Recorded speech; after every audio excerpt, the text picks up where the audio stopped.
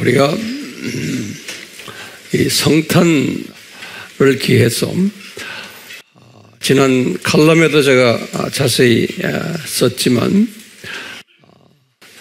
우리의 그 제목 중에 하나가 왜 성탄이라는 이 크리스마스 이 날에 대해서 성경에서는 날짜를 정확하게 주지를 않으셨나, 여기에 대한 질문을 우리가 지난 칼럼에서 했어요. 그리고 여기에 대한 답을 오늘 찾으려고 여러분들과 제가 약속을 했어요. 그렇죠? 예. 이 성탄 날짜, 이 날짜에 대해서는 예수님의 12 제자들도 몰랐어요. 바울도 마찬가지예요. 그런데 이 제자들이 우리 성경을 이렇게 읽다 보면은 예수님께 이 성탄 일자에 대해서 한 번도 구체적으로 물어본 그러한 기록들이 없어요. 예컨대 선생님 어느 날에 태어났습니까? 이렇게 여쭤본 일이 있어요? 없어요. 신기하게도요. 그리고는 질문도 한 그러한 내용도 없어요. 다시 말하면 성령님이 이 제자들의 마음을 이런 부분에 대해서 관심을 두지 않도록 하시지 않았나라는 추측을 하게 돼요. 그렇기 때문에 한 번도 이 부분에 대해서 거론을 하지를 않았어요. 바울도 마찬가지예요. 이분의 편지들을 쭉 보면은 예수님의 탄생 일자에 대해서 거론한 그러한 일이 없어요. 그러고 보니까 이것은 하나님의 특별한 디자인 속에서 있지 않았나라고 우리가 한번 추론을 해보는 거예요. 자, 그러다가 주후 60년, 우리 62년 바울이 옥중 서신을 쓰실 때 골로새 교인들에게 하신 말씀이 우리 관심을 일으켜요. 이분들에게 하시는 말씀이 골로새에 있는 크리스천들이에요. 이분들은 그 안에는 유대인 배경을 가진 사람들도 있었고 또는 골로새에 있는 그쪽 사람들도 있었지만 이 두 그룹들에게 바울이 이런 말씀을 해요. 뭐라고 그러냐면 그 유명한 골로새서 2장 16절에서 17절이 이런 말씀을 해요. 여러분들 구약 아시죠? 그러는 거예요.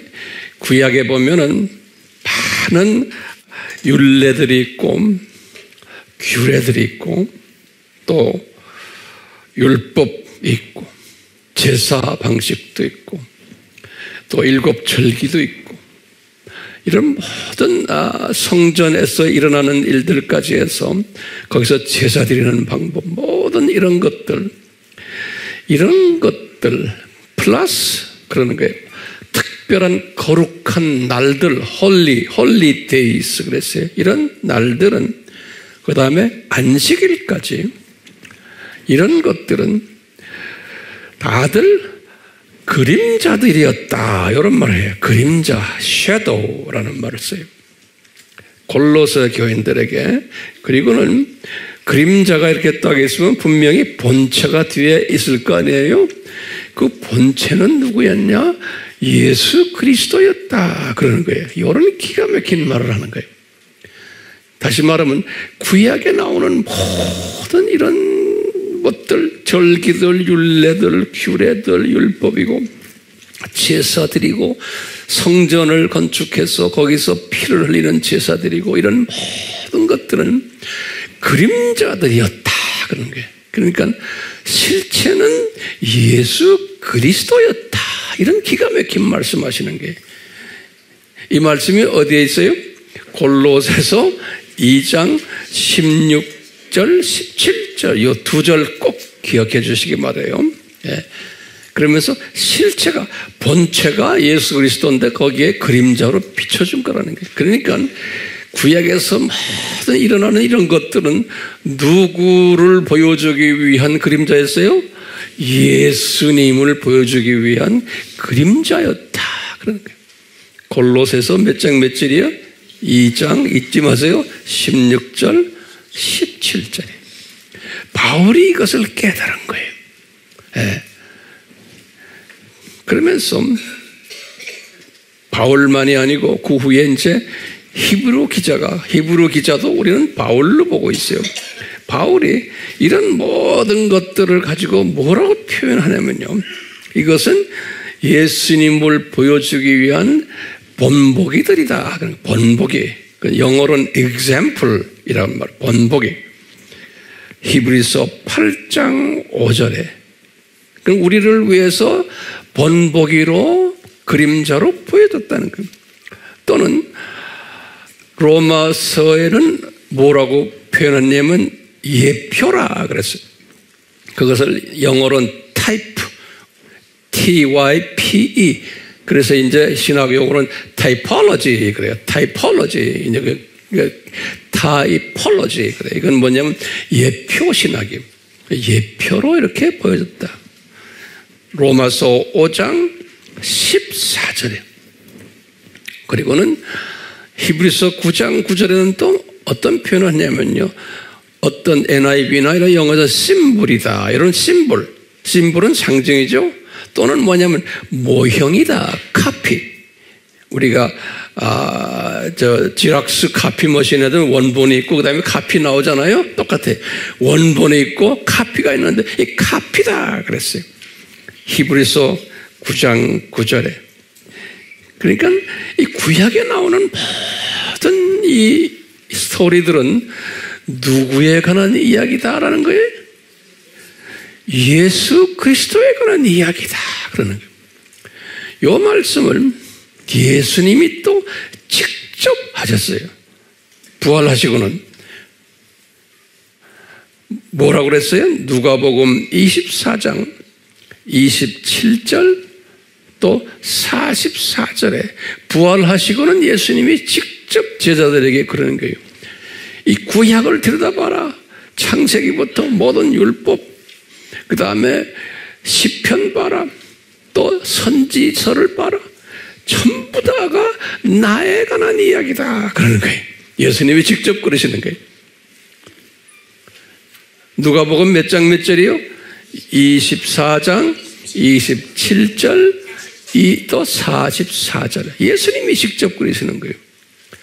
뿐만 아니라 예수님이 공생애 하실 때 요한복음 5장 39절에 아주 유명한 절이에요. 예수님이 하신 말씀이 있어요. 니네들 구약을 그냥 돋보기를 가지고서 깊이 들여다봐라. 그래서 you seek, 영어로 그 seeking 한다. 같이 한국말, 우리말로는 상고하라 이렇게 번역이 되어 있지만 그 원어를 보면 그냥 우리 서치라이트로 막 서치하는 그런 표현이에요. You seek the scripture. 다시 말해 구약을 막 들여다봐라. 아무리 서치라이트로 들여다봐라. 그러면 예수님이 하시는 말씀, 그러면 모두 다가 뭐냐면 나에 관한 이야기다. 그러는 거예요. 정리됐어요? 성경 어디에 나와요? 요한복음 5장 39절. 이거 다 외우셔야 돼요. 듣기만 하고 적기만 하고 안 외우는 사람들 오늘 좀 혼쭐 날 것 같아. 그러니까 지금까지 한마디가 무슨 말이에요? 구약 스토리 전부가 나가 누구 이야기라는 거예요? 예수님에 관한 이야기라는 거예요. 오케이? 그러면 구약이 필요 없겠네요? 절대로 필요한 거예요. 왜냐? 우리 피조물들은 이런 그림자로 모형으로 본보기로 예표로 보여줘야만 그 실체를 알 수가 있는 거예요. 우리 피조물들의 한계성이에요. 그렇기 때문에 이 구약을 우리에게 보여주신 거예요. 이스라엘 사람들의 역사 속에서 이것을 우리에게 보여주신 거예요. 그림으로, 드라마로, 역사 속에서. 그러니까 누구의 이야기예요? 예수님의 이야기. 창세전에 이 예수님이 인간으로 오실 것을 다 디자인하시고는 이렇게 철저하게 예수님께서 이렇게 우리에게 역사 속에서 보여주셨어요. 그런데요, 보여주시면서 예수님이 구약에서는 예수님이 탄생하실 것을 이야기를 많이 하셨어요. 창세전부터 이제 저주를 뒤집어 쓰실 것을 우리 지난 시간에도 우리 배웠죠. 그런데 이분이 탄생하실 때 어디에서 탄생하실 것까지 다 정확하게 구약에서 가르쳐줬어요. 미가서 5장 2절에는 베들레헴에서 탄생하실 것을. 왜냐, 그것이 다윗 왕의 고향이기 때문에 그런. 그래서 예수님이 다윗 왕의 왕권을 가진 그 가족으로 태어나실 것을 암시적으로 우리에게 보여주시기 위해서 장소도 가르쳐줬어요. 네. 그 다음에 몇 년에 태어나실 것도 가르쳐줬어요. 몇 년이에요? 우리들이 학설에 의하면 주전 2년, 주전 4년, 주전 6년이죠? 우리 공부했죠? 이것도 우리가 알아요. 이제 몇 년에 태어나실 것을 연도까지 다 가르쳐줬어요. 근데 신기하게도 이분이 태어나는 날짜는 안 가르쳐줬어요. 네. 그래서 태어나는 날짜에 대해서는 정확히 아는 분이 한 분도 없어요.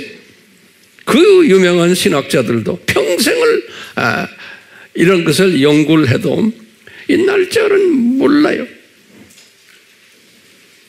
그렇기 때문에 예수님의 제자들도 날짜를 몰랐고 바울도 몰랐어요. 그게 이제 첫 100년 1세기 때, 2세기 때 기독교인들도 몰랐어요. 누가 가르쳐주는 분이 없고 아무리 그 안을 들여다봐도 알 길이 없는 거예요. 2세기 기독교인들도 몰랐어요. 이제 350년까지 제가 칼럼에 썼죠. 350년의 로마 가톨릭의 교황이 아니에요. 대부분의 사람들은 교황이라고 그러는데 교황 제도는 언제 시작이 됐어요? 590년이죠. 그렇죠. 그레고리 1세. 그렇기 때문에 가톨릭 사람들은 그 전에도 있었던 그 가톨릭 수장을 교황이라고 불러요. 그렇지만 실제로 교황은 그레고리 1세 590년이에요. 왜 그러냐? 이 사람들은 억지로 만들어가지고 베드로를 자기네 일대 교황으로 만들었어요. 마태복음 16장 16절에서부터 쭉 거기 보면요. 그렇기 때문에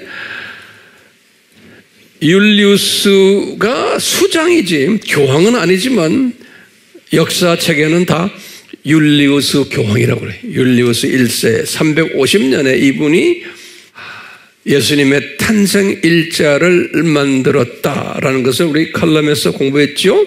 300 몇 년에 350년에 어느 날로 했다? 12월 25일로 했다. 우리 다 공부했죠. 예. 여기에 대한 자세한 것은 제가 칼럼에 설명을 했어요. 자, 다시 말하면 예수님의 생일이 없다가 약 320년 동안 없었어요. 왜? 예루살렘 교회가 주후 30년에 시작했잖아요. 그리고는 지금 350년에 이제 탄생일이 결정됐어요. 12월 25일로. 그러니까 300 몇 년 동안 20년 동안 그렇죠? 350 빼기 30 하면은 320년 동안 예수님의 탄생일을 모르면서 신앙생활을 했어요. 기독교인들이. 여기 정리됐어요? 네. 예수님의 탄생 일자를 모르고서 신앙생활을 했고 그 탄생 일자에 대해서 물어보는 사람도 없었고 관심도 없었고 여기에 대한 사람들이 알려고 하지도 않았어요. 신기하게 성령님이 그렇게 인도를 했어요. 기독교인들에게. 그러다 보니까 뭐가 약해지냐면 우리가 지금 말하는 기독론이 약하게 되어버려요. 예수님의 탄생 일자가 대단히 중요한데 이 일자에 대해서 관심 없게 되니까 기독교인들이 자연 기독론, 예수 그리스도에 대한 정체성에 대해서 소위 교회가 조직적으로 또는 신학적으로 잘 정돈하는 데에 게을리했다라고 저는 보고 있는 겁니다. 강조를 하지를 않았다라고 보고 있는 거예요. 첫 320년은. 그러다 보니까 어떤 일들이 일어나게 됐을까요? 예수님의 정체성에 대한 소위 이단 학설들이 자연 나오게 되어 있었던 거예요. 이단 학설들이. 그것을 이미 요한은 미리 다 이제 주 85년에 주님한테서 받았어요. 왜냐하면 교회 시대에는 적 그리스도들 복수예요. 많이 나타날 것을 요한에게 가르쳐 줬어요. 요한 1서 2장 18절.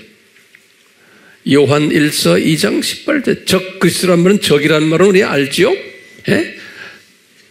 네 가지 안티란 뜻이 네 가지 있는 거 우리 알죠? 제가 설명할 필요가 없죠? 모르는 분들은 다시 공부하시길 바라요. 그러니까 이 가짜 그리스도들이 많이 나타날 것을 요한에게 미리 보여주셨어요. 요한은 진짜 그리스도의 대가 아닙니까? 그런데 요한에게 가짜 그리스도들이 많이 교회 시대에 나타날 것을 미리 다 보여주셨어요. 그러니까 요한은 알고 있었어요. 앞으로 이 가짜들이 많이 나올 것을. 그래서 안티 크라이스트 그런 거예요. 안티 크라이스트. 안티라는 말은 뭐예요? 네 가지 뜻이에요. 처음에 영어로 말하면 뭐예요? 안티 하면 첫 번째 against. 두 번째 뭐예요? in opposition. 반대 위치에 있는. 세 번째는 뭐예요? 대체하는. in place of. substitute. 대체, 바꾸는. 네 번째는 뭐예요? 거짓. false. false. 이런 뜻이에요. 이거 교회 시대에 많은 적 그리스도들을 양산할 것을, 이게 하나님의 디자인인 거예요. 디자인이기 때문에 이것을 요한에게 미리 말씀하신 거예요. 누구의 잘잘못이 아닌 거예요. 우리는 자꾸 누구의 잘잘못으로 생각하잖아요. 아니에요. 성경을 자세히 보면 이게 아주 퍼펙트 하나님의 디자인인 거예요. 이 디자인을 오늘도 우리가 공부하려고 그래요. 자, 그러면 우리 기독론에서 공부했어요. 어떤 가짜 그리스도들이 나타났는가요? 그러면요, 첫 약 한 400년 기간이에요. 첫째 뭐냐면 예수님의 100% 신성을 부인하는 기독교인들이 나타났어요. 교회 안에서 예수님의 100% 신성이 됨을 부인하는, 그게 교회 안에서요. 교회 안에서. 그게 뭘까요? 우리 공부했죠? 첫 번째 에비오니즘. 그러는, 우리 다 공부했죠? 기독론에서 에비오니즘. 예수님이 100% 신이 아니다라는 거예요. 1세기와 2세기 때 나타난 적 그리스도 학설이, 두 번째 학설이 3세기에서 4세기에 나타난 그 유명한 아리아니즘이에요. 아리안주의라고 그러죠? 예수님이 100% 신이 아니다라는, 교회 안에서 일어난 거예요. 그러니까 무슨 이즘 두 개가 에비오니즘, 그 다음에 아리아니즘. 이와 또 정반대로 예수님이 100% 하나님이시지만 사람은 아니다. 인성을 부인하는 거예요. 처음에는 예수님의 100% 신성을 부인하는 그룹이고 같은 교회 안에서, 두 번째는 거꾸로 예수님이 100% 인성, 사람이 아니다라고 부인하는 100% 인성을 부인하는 그룹들이 두 개가 있었어요. 우리 공부했지만 첫 번째는 영지주의라고 그래요. 영지주의. 그거는 1세기에서 2세기. 두 번째는 도케티즘이라고 해요. 도케티즘. 네? 이것은 2세기에서 3세기. 그러니까 사람처럼 보이지만 그분은 사람이 아니다. 이런 거예요. 이런 것들을, 이 가짜들을 이렇게 일으키게끔 허락하신 거예요, 교회 안에서. 그러다가 나중에 이제 정돈시키려고 그러는 거예요, 이것을. 교육방법, 역기능적 교육방법이에요. 항상 그래요. 하나님이 우리에게 진짜 그리스도를 가르치시기 위해서 뭐 해요? 가짜들을 먼저 풀어가지고 골치 아프게 만들어 놓으세요. 네. 이게 우리에게 가르치는 교육 방법이에요. 그렇기 때문에 이 가짜들이 이렇게 나오는 것, 소위 가짜가 나오는 것이 교회 안에서예요. 교회 밖은 우리가 알 필요도 없어요. 이것은 누구의 디자인일까요? 이건 예수님의 철저한 디자인 속에서 이 가짜들을 만들어내는 거예요. 네. 그러다 나중에 이제 이것을 이제 정돈하는 이야기가 나와요. 좀 이따가 제가 말씀드려요. 이와 같은 맥락으로 똑같아요. 이 예수님에 관한 기독론이 약하게 되다 보니까 교회가 어떤 일들이 일어나기 시작하냐면, 아까 이런 100% 신성부인, 100% 인성부인 이 그룹들과 함께 뭐가 등장하냐면, 예수님의 생일날, 예수님의 생일, 언제 이 세상에 어느 날 오셨다는 성탄이죠. 생일날에 대한 가짜 성탄절이 나타나기 시작하는 거예요. 가짜 성탄절. 이게 주후 350년인 거예요. 율리우스 1세 때예요. 350년에. 그래가지고 어떻게 가짜 성탄절을 이분들이, 기독교인들이 모두 디자인하셨나? 로마 카톨릭이에요. 로마 카톨릭. 어떻게 디자인했어요? 이 바벨론 종교예요. 바벨론 종교의 담무즈, 우리 알지요? 세미라미스, 또 니무롯. 이 담무즈가 아들이에요. 담무즈 생일을 예수님의 생일로 이렇게 만들어버린 거예요. 자세한 이야기는 칼럼에 다 있죠. 이렇게 해가지고 기독교를 바벨론 종교화 시켜버린 거예요. 이제 이때부터 시작해서 우리 기독교를 로마 카톨릭이 바벨론화 시키는 계기가 되었. 이 바벨론화가 된 이것이 하나님의 디자인 속에서 지금 이게 지금 일어나고 있는 거예요. 역사의 주인 되시는.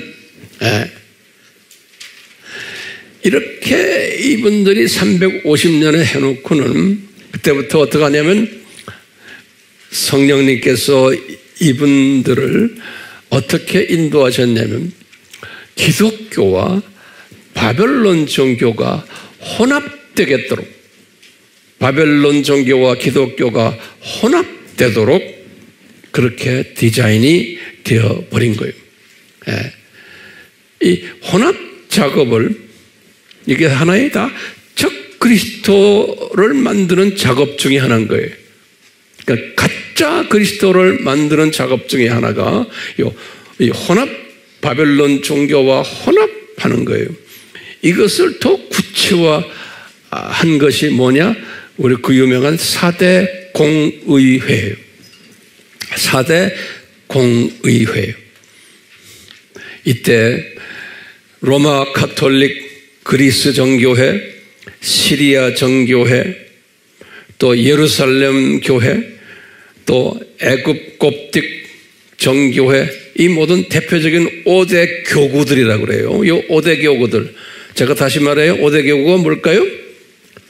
로마 카톨릭, 그 다음에 그리스 정교회, 시리아 정교회, 그 다음에 예루살렘 교회, 그 다음에 애굽 곱딕 정교회.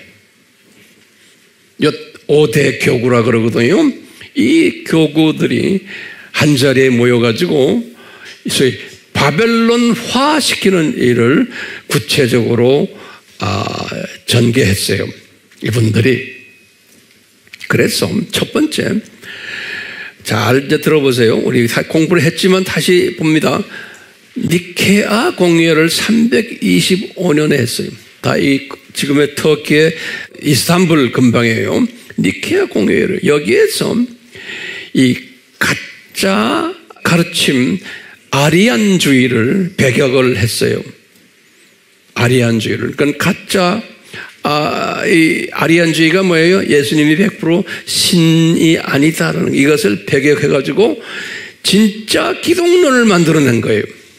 굉장히 중요한 거예요. 그래서 이 니케아 공회는 굉장히 중요한 거예요. 진짜 기독론을 만들어낸 것이 니케아 공회예요. 가짜를 배격해버리고. 그리고는 두 번째, 콘스탄티노플 공회가 있었어요. 381년에. 이때도 그 유명한 진짜 삼위일체론을 만들어낸 거예요. 굉장히 중요한 거예요. 콘스탄티노플 공회가요. 진짜 삼위일체론을 만들어낸 거예요. 우리가 지금 보는 삼위일체론들, 기독론들 다 이때 만들어낸 거예요. 이게 왜요? 이 가짜가 범람하기 때문에 교회들이 모여가지고 지금 진짜를 만들어내는 거예요. 이게 역기능적 교육 방법인 거예요. 그런 가짜가 없었더라면 안 되죠. 만날 필요도 없었던 거예요. 네. 그리고는 세 번째로 에베소 공회가 있었어요. 에베소 공회. 431년에. 이 에베소 공회 때는 진짜 성령론을 만들어냈어요. 그러면서 동시에 에베소 교회에서 가짜 예수님 탄생론이에요. 350년에 뭐 했어요? 12월 25일로 했잖아요. 그것을 확인하는. 그러니까 350년에 가짜를 만들어 놓고 지금 431년에, 그러니까 약 한 80년 후에 이 가짜 예수님 생일론이, 그게 12월 25일이죠. 요 단무주 생일날, 요 날이 예수님의 탄생일이라고 아예 공식화한 것이, 이 공식화라는 말은 뭐냐면 이 5 교구들이 다 동의한 거예요. 암묵적으로. 그것이 에베소 공회예요. 그러니까 에베소 공회는 처음에 진짜 성령론을 만들었지만 또 동시에 가짜 탄생론을 또 만든 것이 이게 에베소 공회예요. 그러니까 12월 25일을 확인하는 거예요. 그러니까 이때부터 영적 분별력이 없으니까 진짜 기독교와 가짜 기독교, 다시 말해 바벨론화된 가짜 기독교가 혼합하는, 그것을 분별을 할 수 없는 그러한 일들이 이 공회를 통해서 일어났던 거예요. 마지막 공회가 에베소 공회 다음에 칼케톤 공회라고. 이건 굉장히 유명한 공회. 451년에 아주 유명한 공회를 우리가 항상 강조하죠. 칼세돈, 영어로는 또는 칼케톤, 그래요. 똑같은 말인데요. 400몇 년에 51년에 이 공회에서는 그동안에 말했던 기독론을 재확인하고 삼위일체론도 재확인하고, 그 다음에 예수님이 100% 신이시다, 또 예수님이 100% 인간이시다, 이것까지도 확인하는 기가 막힌 공회가 이 칼케톤 공회예요. 그러면서 이 사람들이 칼케톤 공회에서 이 담무주 생일 12월 25일도 다시 확인하고 에베소에서 했던 것을 그러면서 뭘 또 하나 만들어냈냐면 마리아 학설을 만들어낸 거예요. 요 마리아 학설도 이게 세미라미스를 섬기는 거예요. 바벨론 종교에 세미라미스를 섬기면서 세미라미스 무릎에 단무줄을 안고 있는 그 학설이 그대로 마리아가 누가 돼버렸어요? 세미라미스가 마리아가 돼버리고 마리아가 베이비 예수님을 안고 있는 모습, 그것을 이때 만들어낸 거예요. 그러면서 이제 로마 카톨릭과 정교회 모두가 다 지금도 그분들의 성당 안에 들어가 보세요. 마리아가 앉아있고 거기에 이 베이비 예수님이 무릎에 앉아있는 모습이. 이게 언제 만들어졌나? 이게 칼케톤 공회. 몇 년이에요? 451년이에요. 그렇기 때문에 이 칼케톤 공회는 굉장히 중요한 공회예요.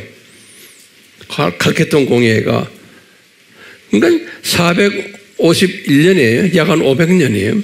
그러면서 이제 전 세계에 있는 교회들이 혼합된 이 바벨론 종교와 우리 기독교와 혼합된 모습으로 진짜와 가짜가 공존하면서 교회가 성립이 됐어요. 공존하면서. 예. 바벨론화된 혼합 사상을 가진 기독교 교회의 모습이에요. 예. 이것은 예수님의 전능하신 예수님의 허락하에서 지금 일어나고 있다는 걸 잊지 말아주세요. 그리고 전지하신 우리 예수님이 다 알고 계신 거예요. 거기에 대한 이야기를 제가 지금 계속해서 하려고 그러는 거예요. 그렇게 하다가 약 500년에 이제 시작했죠. 그러다가 1000년이 지나갔어요. 500년에서 1000년이면 1500년이죠. 1517년이 뭡니까? 종교 개혁이에요. 이때 이 로마 교회 안에서 이것이 아니다. 교회가 너무나 바벨론화 되어 버렸다라고 하면서 반기를 든 그룹들이 있었죠. 그것은 우리가 종교 개혁자들이다 그러는 거예요. 반기를 든 분들. 근데 이분들이 이렇게 쫙 보면은 우리 역사 속에서 지금 교회가 대표적으로 바벨론화된 것이 우리 칼케톤 공회에서 보면은 뭐예요? 두 부분이에요. 첫째가 뭐예요? 크리스마스 12월 25일 요 날이 여기 뭐예요? 단무주화된 바벨론화된 예수님의 생일날인 거예요. 그렇죠? 두 번째는 뭐예요? 세미라미스가 마리아화된 마리아 신학이에요. 그렇죠? 이 두 가지가 다 바벨론 신학 아닙니까? 이것을 1000년 동안 쭉 해왔는데 이 종교 개혁자들이 이 두 가지를 다 가지고서 개혁하려고 된 게 아니에요. 기가 막힌 게. 이 사람들이 개혁하려는 게 뭐였어요? 이분들은 마리아 쪽에만 개혁하려고 그런 거예요. 마리아 쪽. 그래서 마리아를 배격하는 그것은 세미라미스의 그 흔적이다라고 해서 마리아를 배격하면서 로마 카톨릭이 바벨론화 되었다라고 혁명을 일으킨 것이 여기 종교 개혁이에요. 그런데 신기하게도 이분들이 예수님 탄생일 단무주 생일날 12월 25일에 대해서는 그대로 답습해버렸어요. 예수님께서 다 알고 계시고 예수님의 디자인 속에서요. 답습해버린 거예요. 그러니까 완전히 바벨론의 때를 베끼지를 않으셨어요. 베끼도록 하지를 인도하지 않으셨어요. 네. 그러니까 로마 카톨릭은 그대로 있지만 개신교라는 이분들도 이 바벨론 종교와 그냥 섞어서 예수님을 섬기는 이런 모습으로 발전되기 시작을 했어요. 종교 개혁 이후에. 네. 이 예수님의 그 생일날이 단무주 생일이라는 말 우리 다 했죠? 네. 그 어떻게 돼서 그게 단무주 생일이 됐느냐 하면 거기 제가 칼럼에 자세히 썼어요. 또 한번 간단히 적어보세요. 이건 중요한 개념이기 때문에 우리 12월 22일이 동짓날이에요. 그건 전 세계가 다 알아요. 동짓날이에요. 이 동짓날은 알다시피 이제는 해가 짧아졌다가 이제 해가 길어지기 시작하는 날이에요. 거기 동짓날이에요. 해가 길어지기 시작하는 날. 그래서 이 해가 길어진다는 말은 어둠이 서서히 없어진다는 말이에요. 다시 말하면 빛이 이제 더 길어지니까 이 바벨론 종교에서는 그 빛을 누구를 봤느냐? 단무주로 본 거예요. 단무주. 이제 그 아들이에요. 아버지가 누구예요? 니므롯, 어머니가 세미라미스, 그 다음에 누구예요? 아들이 단무지. 그래서 이 단무주가 빛의 신인데 이 단무지가 이제는 이 세상을 밝게 만들어준다 라고 해서 동짓날부터 시작해서 이제 이분들이 축제들이 있었는데 그 25일을 단무지의 생일날로 만들었어요. 바벨론 종교에서. 그래서 그날이 단무지의 생일날이 지금 12월 25일이에요. 그래서 로마 카톨릭에서 이 단무주를 섬기는 사람들이 로마 제국의 대부분의 사람들이었잖아요. 그러니까 이런 사람들을 카톨릭화 시키기 위해서 소위 토속화 작업을 한 거죠. 그대로 놔두고는 그냥 그 단무주 대신에 예수님으로 바꿔버린 거예요. 그래서 12월 25일을 예수님이 빛으로 오신 분이니까 요한복음 1장 9절에 예수님이 이제 탄생한 날로 그렇게 그냥 쉽게 토속화시켰다라고 우리가 공부했어요. 그래서 이제 우리가 12월 25일이 된 거예요.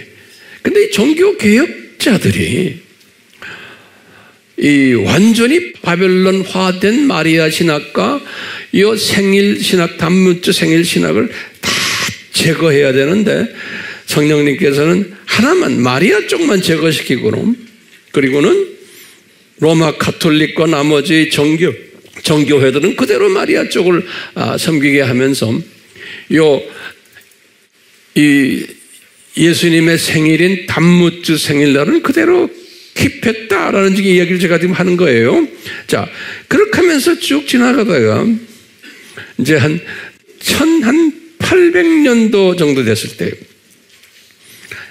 지금부터 한 200년 전부터 요 바벨론화된 이 예수님의 생일을 좀 더 신시대에 맞는 바벨론화 운동을 시작한 거예요. 하나님이 허락하여서. 이것이 뭐냐면 바벨론화된 이 가짜 생일 위에다가 또 가짜 옷을 또 이 바벨론 옷을 입히는 일을 기독교인들, 개신교 사람들과 로마 카톨릭이 합세해가지고 만든 거예요. 이것이 소위 산타크로스의 옷을 입혀놓은 거예요. 이제 이 예수님의 생일날을 이제 산타크로스화 시키는 게 다 바벨론화예요. 이 로마 카톨릭과 개신교가 합세해서 유럽의 기독교인들이 만들어 놓은 거예요. 산타크로스 옷, 두 번째는 루돌프 사슴 옷, 크리스마스 추리 옷, 벽난로에 선물 양말 걸어놓는 옷. 그러면 산타 할아버지가 와서 저희들도 우리 아이들 키울 때 다 그랬거든요. 벽난로 선물 양말 걸어놓는 것, 그 다음에 크리스마스 캐롤, 크리스마스 또 선물 교환, 또 이 새벽송 있죠. 이것도 저도 어릴 때 저도 4대째 기독교 집안이거든요. 그러니까 우리 어릴 때 새벽송 그렇게 많이 하고 기억이 참 많이 남아요. 예. 여러분들 한번 손 들어보세요. 새벽송을 했던 사람들. 뭐 거의 100%네. 예? 근데 이렇게 쭉 내가 이제 문헌을 들여다보니까 바벨론 종교가 하루 시작이 저녁으로 시작해. 유대교도 마찬가지예요.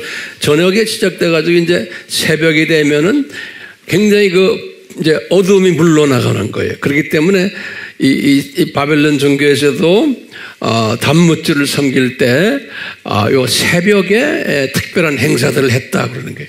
그래서 우리 기독교인들도 새벽송이 그게 뭐냐? 단무주 생일날에 일어나는 일인 거예요. 이 축제 일인 거예요. 그래서 이 단무주 이 양반이라 그러면 좀 이상하네. 이 새끼라 그래도 좀 이상하고. 그러니까 말을 조심해. 나도 적절한 대화가 안 나와. 이분이라 그러면 또 이상하고. 뭐라 하면 돼요? 네. 이 양반, 이분 안 되고요. 하여튼 알아서 기세요. 어쨌든 단무주가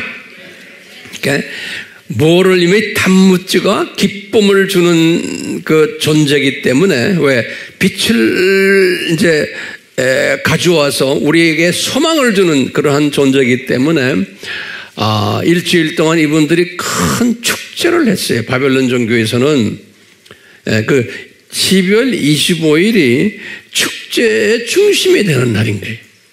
그래서 크리스마스라는 게 이게 축제일인 거예요. 그래서 그것을 우리 그대로 받아다가 기독교인들이 크리스마스를 뭐라 그래요? 메리 크리스마스 하는 거예요. 메리란 뜻이 뭐예요? 마리아가 아니에요. 이거 메리란 뜻이 MERRY예요. 이건 기쁨의 크리스마스 그런 거예요. 그러면 여러분들 저에게 물어볼 거예요. 도대체 왜 크리스마스라고 합니까? 그럼 알다시피 크라이스트란 건 크리스토스, 예수님이에요.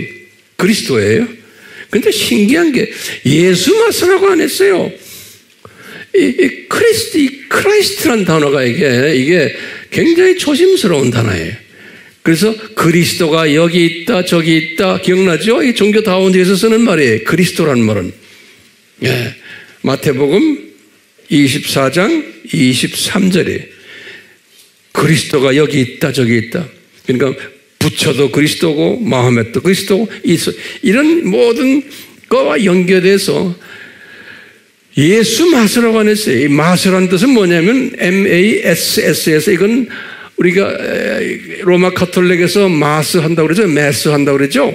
그게 뭐냐면 예배 또는 제사라는 뜻이에요. 마스라는 뜻이 다 이 라틴어에서 나온 단어들인데요. 그러니까 크리스마스라는 뜻은 뭘까요? 그리스도를 예배 드리는 날이 정확한 의미에서는 그러니까 그리스도를 경배 드리는 날. 근데 그리스도를 경배를 드리기 때문에 크리스마스 그런 거예요. 오케이? 근데 그리스도가 변질돼 버린 거예요. 그리스도가. 다시 말하면 뭐예요? 요새는 다원주의에서는 부처도 그리스도고 마호멧도 그리스도고 그러니까 우리 기독교의 예수님도 그리스도고 그러니까 그리스도 모든 종교의 창시자들을 예배 드리는 날로 변해버린 거예요. 그래서 크리스마스라는 의미가 거기에 숨겨져 있는 거예요. 예수마스라고 그랬으면 간단해요. 그렇죠? 근데 절대로 예수마스라는 말을 안 써요. 왜 그럴까요? 이 예수님의 디자인이에요. 이 기독교인들이 언젠가는 예수님의 재림 전에 이 크리스마스를 다원주의적으로 섬기면서 모두가 축제하고 놀고 이거 할 것을 다 디자인하신 거예요. 크리스마스. 이상해요? 안 이상해요? 이상한 게 아니라 이제 그 이상한 것보다도 이게 기가 막힌 예수님의 디자인 속에서 일어나고 있다는 것을 제가 오늘 말씀드리려고 하는 거예요. 지금까지 잘 이해되시죠? 네. 지금 오늘날은 어떻게 됐어요? 크리스마스가 오늘날은 똑같이 그 크리스마스처럼 범종교 축제가 돼버렸어요. 오늘날요. 우리 눈에서 우리 서울에 있는 그 사찰 절간이나 여기 가보세요. 다 붙여놨어요. 프랑카드로 예수님 탄생을 축하합니다 하고. 불교 사찰에서도요. 선교제에 가면요. 힌두교 다른 이런 데서도 다 힌두교 절간 앞에도 크리스마스 추리 만들어 열대 지방인데도 다 이렇게 만들어 놓고 데코레이션하고 다 그래요. 이번에도 내가 이제 그 동남아 어느 집에 갔잖아요. 라오스에 갔는데 중국 그 식당 이렇게 지나가 보니까 벌써부터 추리 만들어 놓고 해피 크리스마스 막 다 써놨어요. 중국 식당인데 다 불교 신자들인데. 자, 이렇게 이 크리스마스가 세계인의 종교와 관계없이 세계인의 축제가 되는 날인 거예요. 거기에 대해서 여러분들 뭐 반대 안 하죠? 우리 눈에 그게 다 보이잖아요. 안 보여요? 왜 몇 사람만 보여요 그래요? 예, 그러니까 이것이 보여야 되는 거예요. 이것이 보여야 되는 거예요. 야, 자, 우리 크리스천 중에서도 이것을 못 보는 분들이 대부분이에요. 예.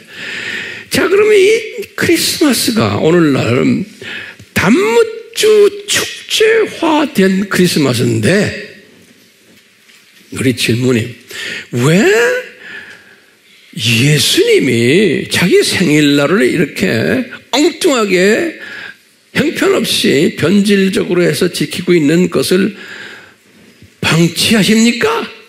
이게 우리 질문이에요. 왜 예수님이 이런 것을 방치하십니까?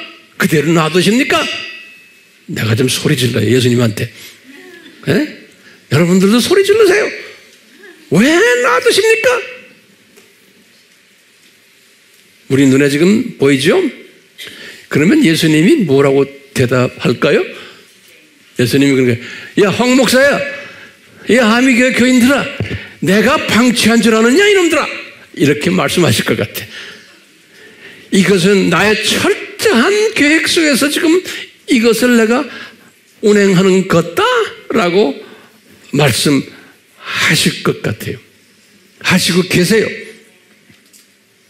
그러면서 예수님이 저에게 깨달으면, 얘야, 내가 재림하기 전에, 내가 지상 재림이에요. 예수님이 내가 지상 재림하기 전에 이 바벨론화되는 이 세상이 바벨론화, 다시 말하면 옛 바벨론이 다시 회귀라 그래요. 그걸 한국말로 회귀라는 말 알죠? 옛 바벨론이 쭉 기독교계를 교회 시대를 지배하고 있다가 이제는 재림 전에는 아주 그냥 구체적으로 우리 눈에 보이게끔 회귀되는 이제 때가 왔기 때문이다라는 거예요. 다시 말하면 예수님이 이 바벨론 종교를 우리 창조 목적 학교에서 이 사탄의 똘마니 그룹으로 해가지고 우리 학생들에게 창조 목적의 절대성과 필요성을 교육시키기 위해서 사용하는 도구임을 우리 보고 깨달아라는 거예요. 예. 이럴 때일수록 우리는 어떻게 돼요? 이 기독론의 이 변질이 이렇게 심하게 오니까 열심히 작은 책을 먹으라고. 우리로 하여금 열심히 작은 책을 먹으라고 내 이놈들을 이렇게 미리 디자인해가지고 내 재림 전에는 더 심하게 이놈들이 까불 것을 내가 디자인하지 않았느냐라고 질문을 아마 던질 거예요. 예. 그러면 저는 그런 거예요. 예수님 어디에 디자인한 거를 기록했습니까? 성경에? 우리는 항상 이렇게 질문 던져야 되죠. 예수님은 그렇게 질문 던지는 주님의 자녀들을 사랑하세요. 여러분들도 나같이 질문 던질래요? 성경 어디에 이 바벨론 이놈들을 디자인해서 이놈들이 이렇게 악하게 놀게끔 했습니까? 라고 한번 질문 던지는 거예요. 그러면 저는 성경에 보니까 그 대답이 다 있는 거예요. 딱 보니까 예수님께서 말이죠. 예수님께서 이제 1300년 때 딱 보니까 우리 앞으로 이제 공부할 거예요. 이 두 짐승 그룹을 등장시키는 이야기가 나오는 거예요. 우리 계시록 13장 전체 1절에서부터 18절까지 이 두 짐승 그룹이 이게 바벨론 그룹인 거예요. 이제 나중에 내년에 이제 우리 뒤짐승 공부를 자세히 할 거예요. 내년에. 그런데 이 두 짐승 그룹이, 그러니까 첫 번째 짐승, 두 번째 짐승 우리 다 알잖아요. 근데 특히 두 번째 짐승은 종교적 적그리스도라고 그랬죠. 여기 이제 우리 로마 가톨릭부터 시작을 해가지고 이제 WCC 뭐 예수회 이제 다 이렇게 하는데 이 두 번째 짐승을 요한에게 자세히 보여주셨어요. 후삼년반 때, 후삼년반 때 이 두 번째 짐승이, 이 두 짐승이 그냥 예수님의 재림, 지상 재림 전에 까불고 이놈들이 온 세상을 상고화시킬 텐데, 그러면서 이 두 번째 짐승인 종교적 적그리스도예요. 이놈들을 요한에게 뭐라 그랬냐면, 요한계시록 17장과 18장에 오늘 그래서 이게 본문의 말씀이에요. 이 두 장을 기가 막힌 장인데요. 이 큰 성 바벨론이 무너지는 장면을 보여줬어요. 예수님의 지상 재림 전에 이 큰 성 바벨론이라고 그랬어요. 이 바벨론 신학이, 이 바벨론 신학을 가르쳤던 이 주체 세력이 무너지는 장면입니다. 그래가지고 나중에 불못으로 던지는 장면이 계시록 17장, 18장, 또 계시록 19장 20절에. 그러니까 이것이 이미 디자인이 되어 있는 거예요. 그러니까 우리가 우리 창세기 10장에서 홍수 이후에 니무롯이 나타나고 그 니무롯에 의해서 바벨탑이 만들어지고 11장에서 언어가 다 흐트러지고 하는 모든 이런 것에서 이 세상이 이 바벨론에 의해서 기독교계가 움직여지고 혼합된 장면들 내가 간단히 봤지만 이렇게 계속 기독교 역사를 보니까 그렇게 되어 온 거예요. 그러다가 이제 예수님이 재림이 가까울 때는 더 심해질 것을 이 바벨론화가 특히 교회 안에서 교회만이 아니고 정치적, 경제적, 문화적, 교육적, 적그리스도 안에서도 이 바벨론 세력들이 그놈들이 다 이놈들을 가지고 놀 것을. 다시 말하면 기독교와 바벨론 종교가 공존하면서 기독교 안에 있는 하나님의 특별한 백성들은 이것을 깨닫게 하고서는 예수님의 재림을 준비케 하는 일에 주님이 사용하시려고 대부분의 기독교인들은 이 바벨론화 속에 들어가서 헤매다가 나중에 그냥 죽어서 천국 가는 거예요. 대부분의 기독교인들은. 근데 그 안에 그렇지 않는 사람들이 있더래요. 항상 남은 자 이론이에요. 자, 그러면 한번 제가 질문을 한번 던져볼게요. 한번 그거 정리 좀 해주세요. 이제 마지막 결론적인 정리예요. 대부분의 크리스찬들은 이 기독교 안에 바벨론화된 것을 알아야 몰라요. 모르고 무관심하게 돼 있어요. 우리 주변에 지금 보면요. 그러다가 예수님의 그 구세주 되심은 철저하게 알기 때문에 이분들은 천국에 갈 거예요. 그렇게 해서 그동안에 다 천국에 갔고요. 예. 우리 예수님 당시에 그 유명한 인사들도 지금 우리가 아는 이 정도까지는 몰랐을 것 같아요. 그렇죠? 요한은 알았지만, 그렇지만 우리처럼 자세히 적어 만났지 이 사람도 몰랐을 거예요. 왜냐하면 이 시대의 요한도 살지 않았기 때문에. 그렇지만 그분을 사용해서 그런 일들을 기록하기는 하셨어요. 근데 우리가 지금 기록한 바로 그 시대에 우리는 지금 살고 있는 거예요. 그런데 소수의 하나님의 자녀들만 여기에 대한 것을 깨닫게 돼 있어요. 자, 보세요. 소수의 기독교인들, 다시 말하면 복음주의자들이, 제가 말하는 오늘날이에요. 오늘날 복음주의자들이라는 것은 뭐냐면요, 이 사람들은 반로마 카톨릭주의자들이에요. 그렇죠? 이분들은 소위 말하는 이 바벨론주의자들이, 소위 복음주의자들이라는 거 여러분들과 나예요. 그렇죠? 그런데 예수님 외에는 구원이 없다라고 강력하게 믿고 주장하며 복음 전하는 자들이 열심히, 이것을 우리가 그냥 복음주의자들이다. 영어로는 evangelicals 그래요. evangelicals, 복수를 보세요. evangelism 하면은 이거는 복음주의라는 소리고요. 복음주의자들 하면 evangelicals 그래요. 자, 이 evangelicals들 중에 봐요. 지금 이 evangelical들은 뭐예요? 복음주의자들인데 지금 오늘날 우리나라에도 다른 나라도 마찬가지. 예수님 외에는 구원이 없다. 그 예수님의 재림이 가까이 왔다. 이런 거 다 아는 사람들이에요. 에반젤리칼들이에요. 그래서 열심히 복음을 전하는 사람들이에요. 그냥 아는 것만이 아니고 열심히 전하는 사람들이에요. 에반젤리칼들이. 근데 요 안에 두 종류의 에반젤리칼들이 있는 거예요. 내가 이 결론적인 말씀이지만 굉장히 중요한 결론이에요. 자, 첫 번째 에반젤리칼들은 어떤 에반젤리칼들? 복음 열심히 전하는 사람들이. 첫 번째 이겠냐면 우리식으로 말하면 참새시각 에반젤리칼들이에요. 오케이? 자, 그러면 황 목사님, 그게 무슨 말입니까? 그러면 제가 설명해 드릴게요. 여러분들이 이 참새시각이 되지 말아라고 내가 지금 이제 말씀하는 거. 첫 번째, 이 사람들은 어떤 에반젤리칼들인가 하면 보세요. 예.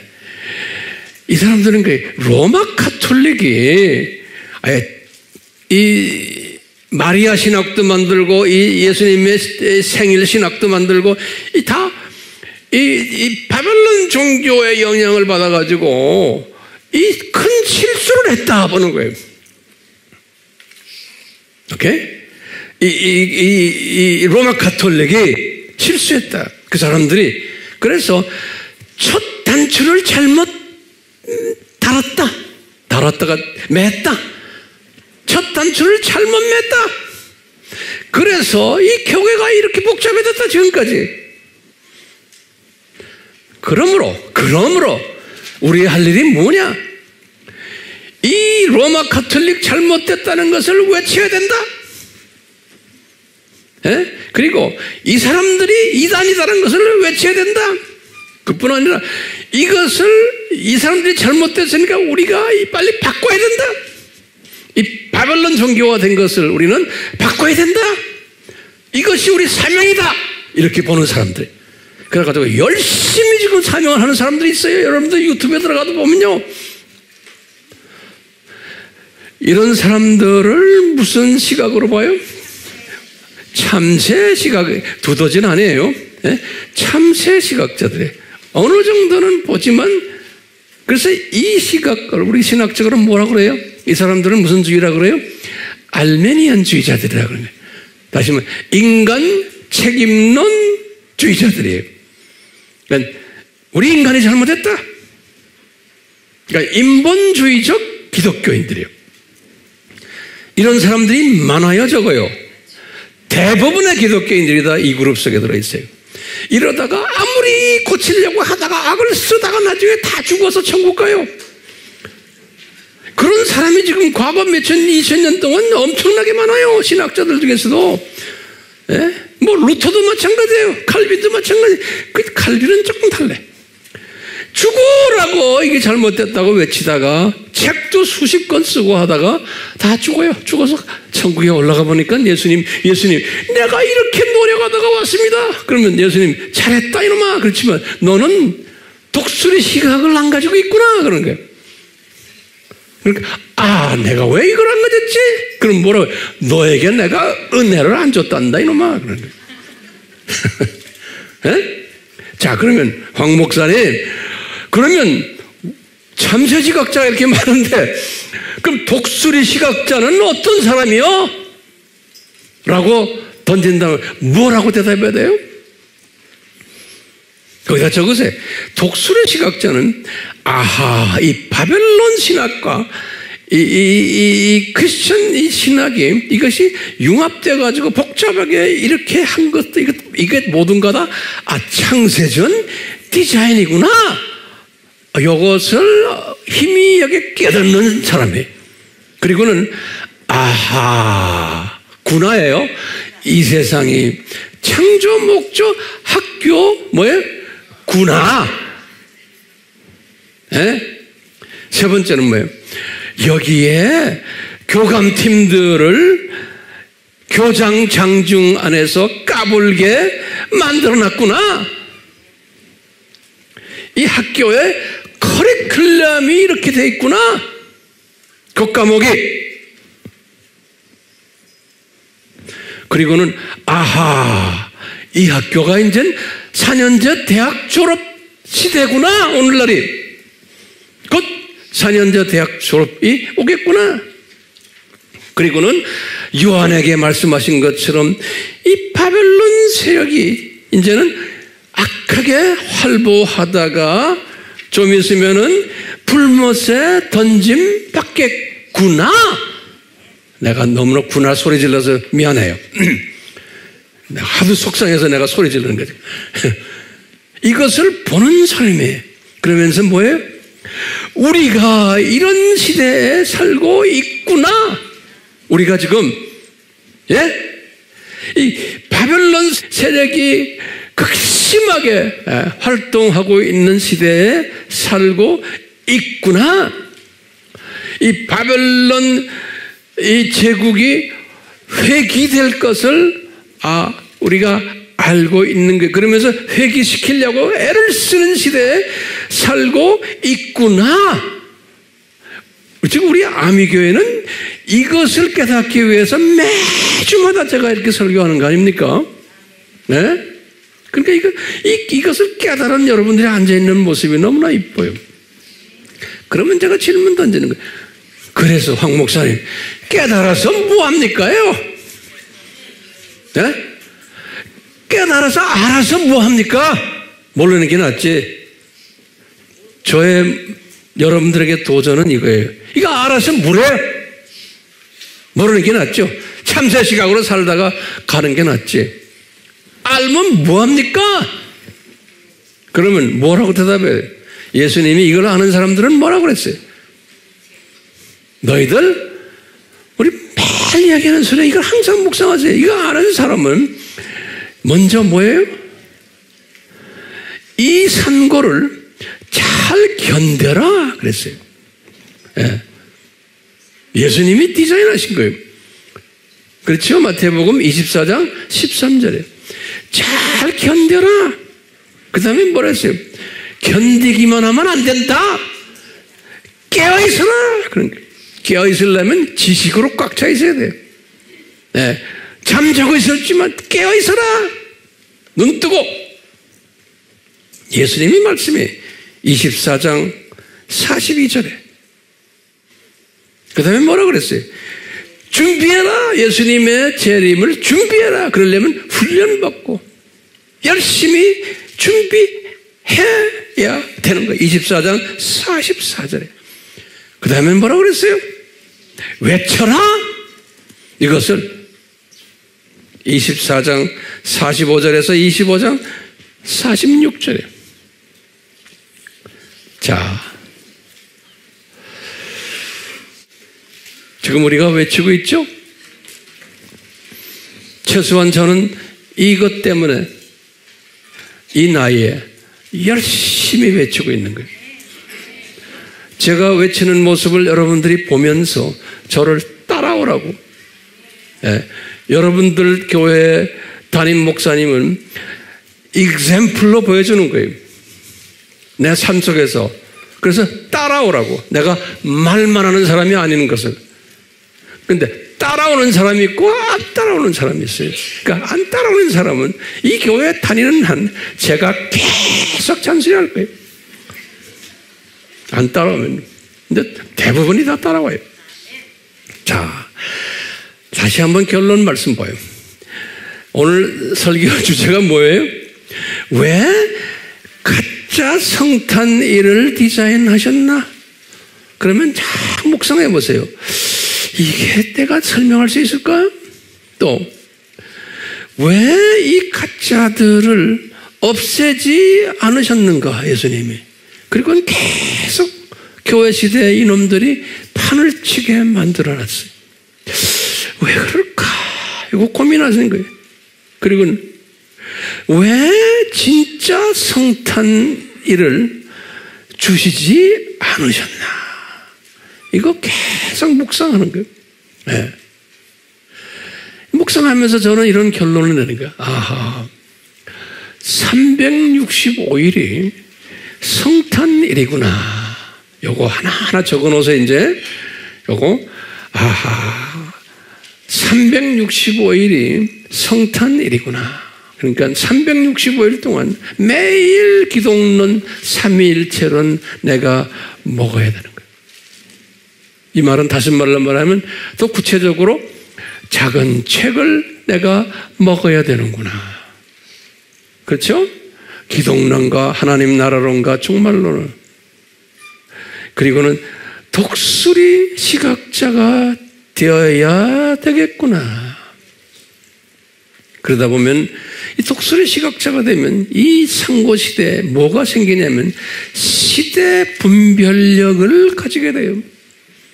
이 굉장히 중요한 개념, 이 시대 분별력을 가지게 돼요. 그래서 저는 열심히 여러분들에게 매주마다 이런 이야기 해주는 거예요. 시대를 분별해라.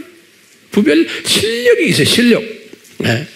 그러니까 이 시대 분별력을 가지시면 이 시대가 두 짐승이 활보하는 시대고, 이 바벨론 이 사상이 활보하는 시대라는 것을 이제 알게 되는 거예요. 예.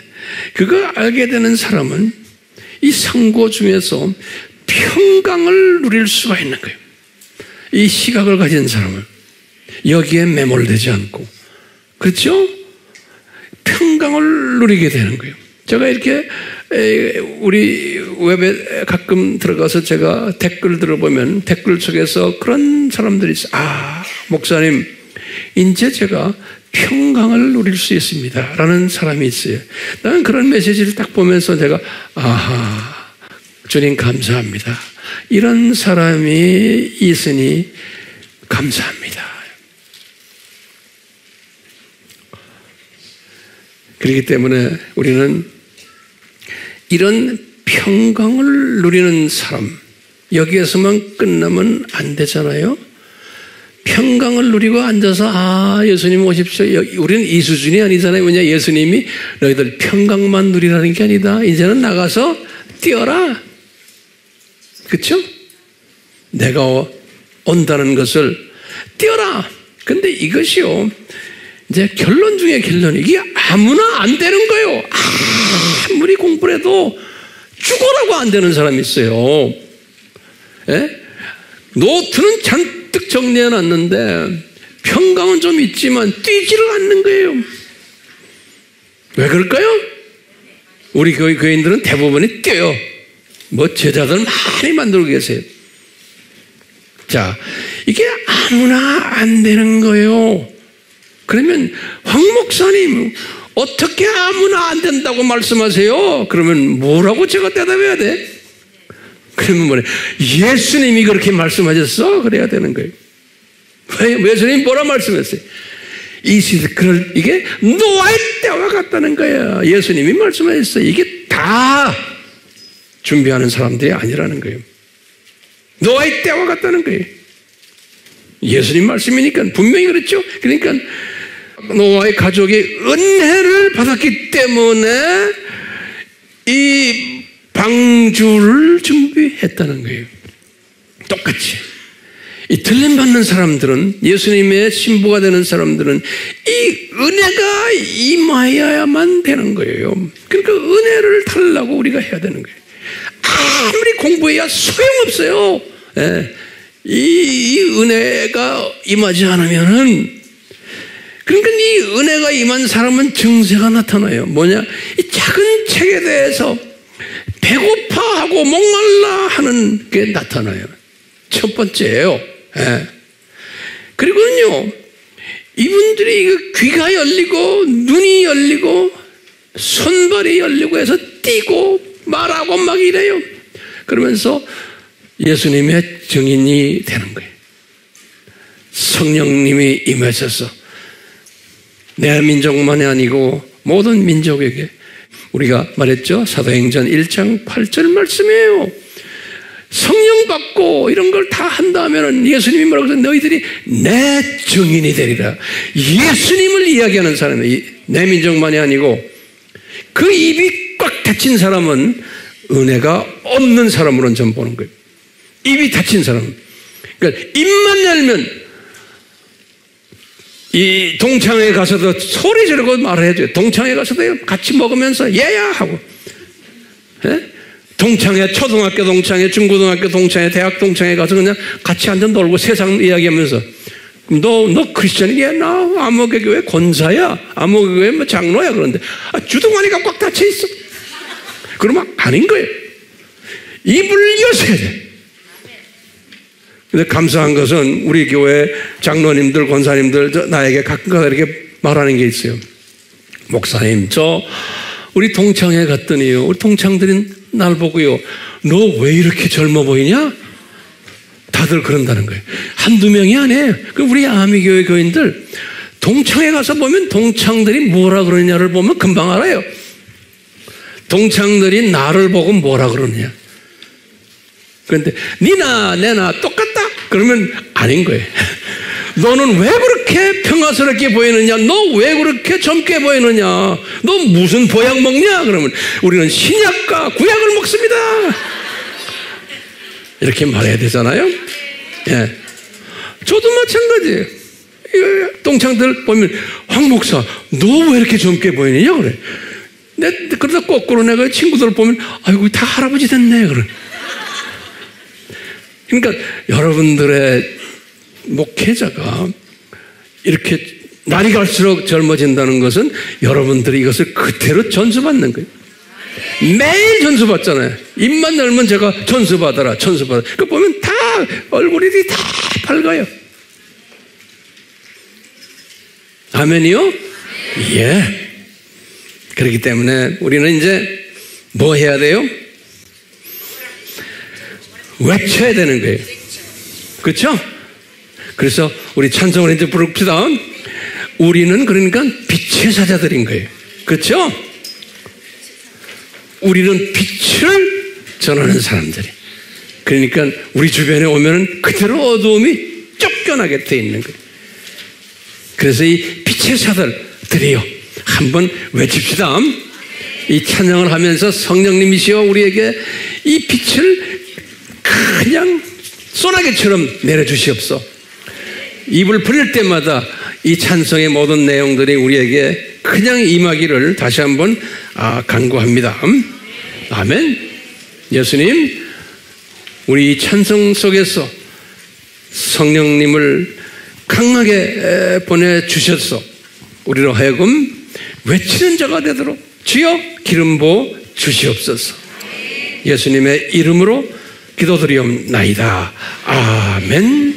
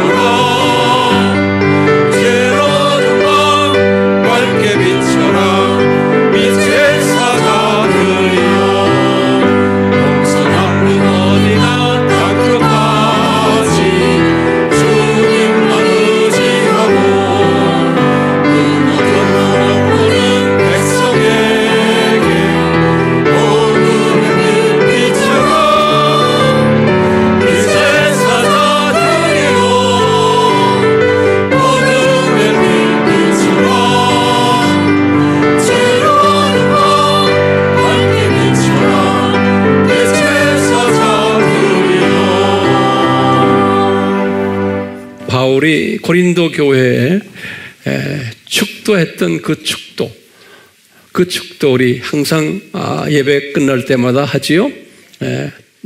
전 세계가 하지 않지만 우리 한국 교회는 이 축도를 아주 즐겨 사용해요. 이거 안 하면 또 뭐라고 하는 사람이 있죠. 그건 골빈 사람이에요. 꼭 바울이 했던 이 축도만이 축도가 아니에요. 제 말 알아들으세요? 그 축도가 뭐예요? 예수 그리스도의 은혜와 또 뭐예요?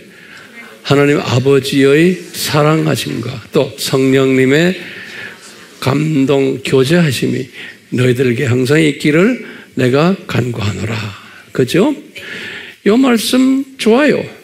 가끔 이 축도로 여러분들에게 제가 축도를 해요. 그렇지만 딱 이것만이 아니에요. 그렇죠? 예. 제 축도 끝났어요? 그냥 이 축도, 그냥 축도예요. 예. 예수님, 이 축도가 우리 삶 속에 그대로 다 적용되어 이 세대에 노아처럼, 그 가족들처럼 들림받는 방주에 들어가는 복을 내려주시기를 다시 한번 간구드립니다.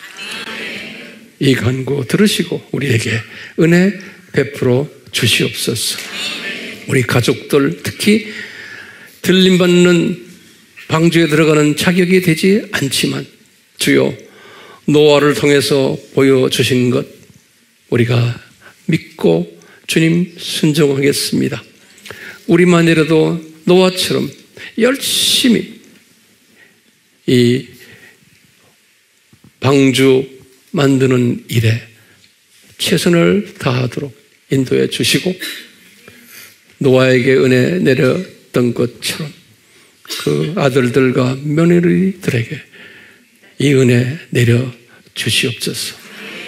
예수님의 이름으로 축원하옵나이다. 아멘.